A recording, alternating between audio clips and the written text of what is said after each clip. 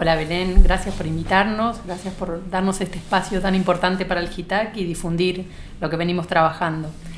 En principio, genocidio indígena y mercado de trabajo. Vale la pena recordar qué es o qué fue el genocidio indígena.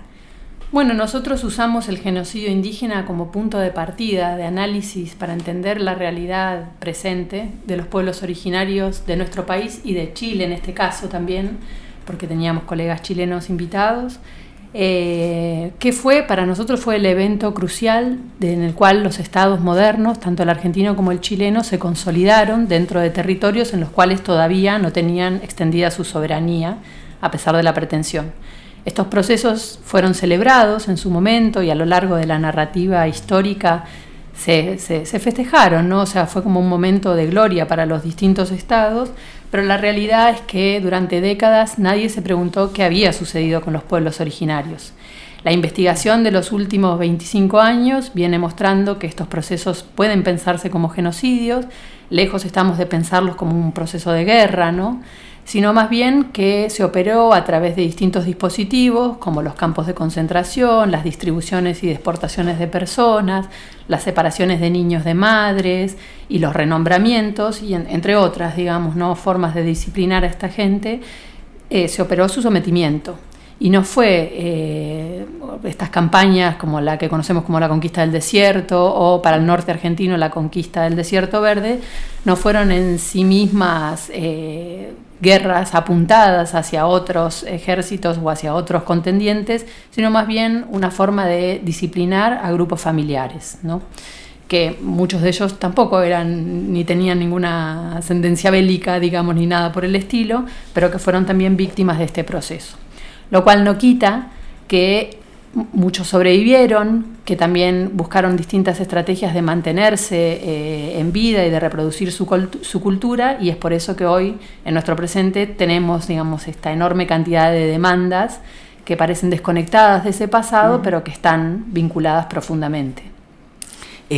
¿Cómo se relacionan? ¿Cómo se puede relacionar entonces? ¿O qué mercado, cómo fue el mercado laboral que se fue constituyendo a partir del...? Esa justamente era la pregunta en este taller, ¿no? O sea, la idea era decir, bueno, ya hace décadas que venimos reconstruyendo cómo fueron los procesos genocidas de sometimiento, de distribución de gente, de separación, etcétera. Pero ¿qué pasó después? O sea, ¿cómo se organiza la sociedad argentina, la sociedad chilena, con esta gente que pasa a tener un estatus radicalmente diferente?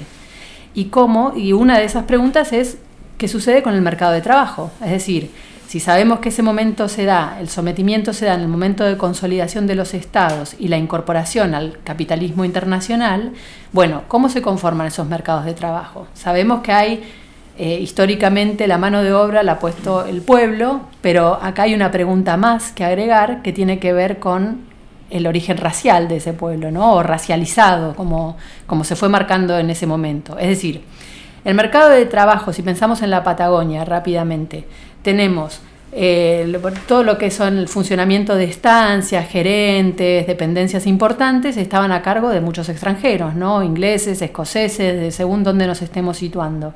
Sin embargo, abajo de eso había inmigrantes, también inmigrantes incluso españoles, ¿no?, o italianos, etcétera, que conformaban un zócalo de ese mercado de trabajo. Pero también había gente que estaba mucho más abajo de eso, que incluso aparecen muy vagamente mencionados en las fuentes, que eran los pueblos originarios que sobrevivieron a estos procesos genocidas y que cobraban de forma diferenciada, que vivían en condiciones mucho más básicas que incluso el peor de los trabajadores dentro de las estancias. Entonces, esta pregunta de cómo se organiza jerárquicamente ese mercado era la disparadora para conocer la realidad en distintas regiones del país. Patagonia Norte, Patagonia Austral, el norte argentino, Chaco y Formosa, y también la zona chilena del sur, digamos. ¿Y qué casos, bueno, en este taller, en este encuentro, o qué experiencias son las que se observaron, se analizaron?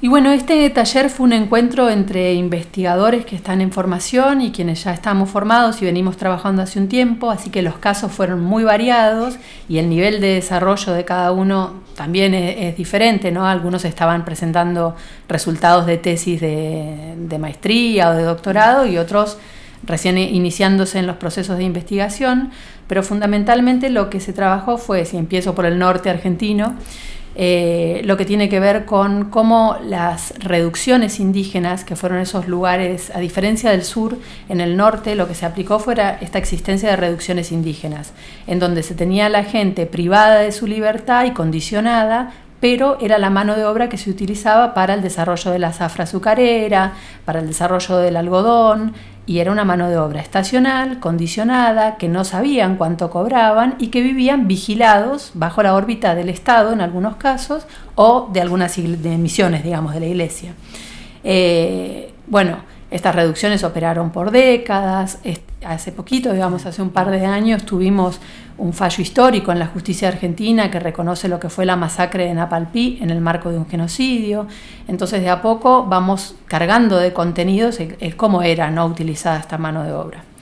Después pasamos a la Patagonia Austral, que básicamente lo que históricamente se contó es que los Selknam fueron exterminados después de lo que fue la distribución de tierras y de cómo fueron apropiadas las grandes estancias, pero las nuevas investigaciones indican que los sobrevivientes quedaron trabajando como peones dentro de estas estancias, en muy malas condiciones, en grupos reducidos, perseguidos, marcados, ¿no? Muy condicionados, pero esta mano de obra fue distribuida. Incluso hay registros que para el resto de los casos no tenemos porque hubo denuncias judiciales en donde se llevó a juicio a personajes muy reconocidos de la oligarquía argentina, ¿no? O chilena también, los Menéndez, los Brown, por ejemplo, este tipo de gente. Después trabajamos el norte de la Patagonia y ahí aparece un mercado que está un poco mezclado en realidad porque al ser el trabajo estacional, ¿no? El de la zafra lanera, mucha gente permanecía como pequeño productor, garantizándose su subsistencia desde el campo, pero complementando la economía de las familias como peones, ¿no?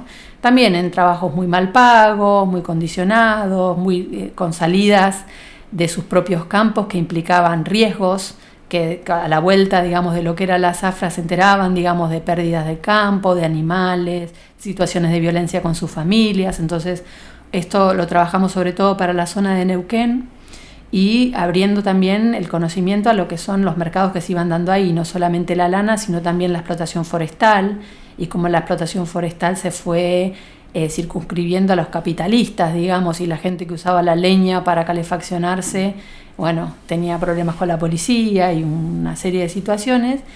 Y después lo trajimos más al tiempo más moderno para pensar también qué pasaba con las mujeres, ¿no? Y no solamente con las mujeres en la zona rural, sino también con lo que es el servicio doméstico.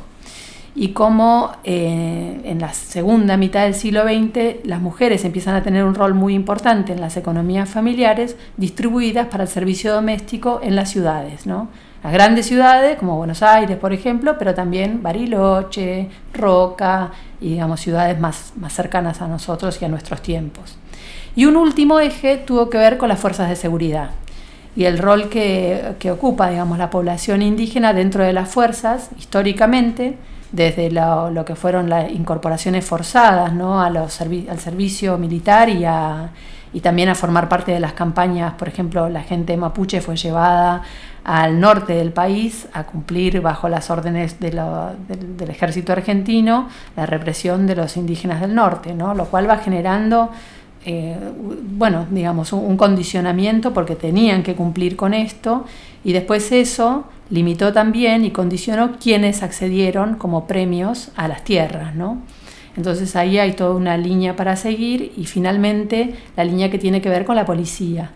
Y históricamente se trabaja la fuerza policial como una fuerza formada por sectores populares, pero la pregunta respecto al origen étnico incluso también a las diferencias de género que se van dando dentro de las fuerzas están mucho más limitadas y se conoce menos, así que un poco de todo eso fuimos trabajando en este taller.